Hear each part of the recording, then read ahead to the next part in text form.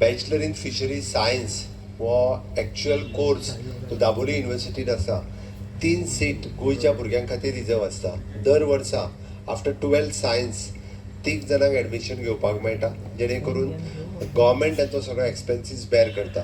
ज्या पद्दतीन पयलीं एग्रीकल्चराक रिजर्व आशिल्ले, वेटरनरीक रिजर्व आसा, वेटरनरीक 8 सीट रिजर्व आसा, फिशरीसाक 3 सीट रिजर्व आसा. म्हाका दिसता समेस्त गोंयच्या भुरग्यांनी फिशरीज हो सब्जेक्ट घेवन शिकचेय बी.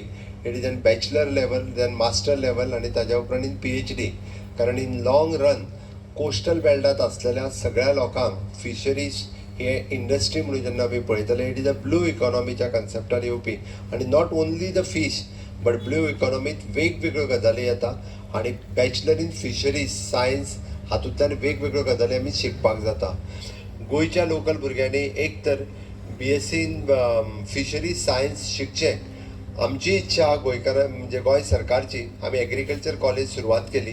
आमी BSc इन वेटरनरी कॉलेज सुरू करपाचें आसा. आनी in long run it is a bachelor in fisheries science college हेंय बी गोंय सरकारचें सुरू जावचें, हाज्या खातीर आमचो प्रयत्न आसा.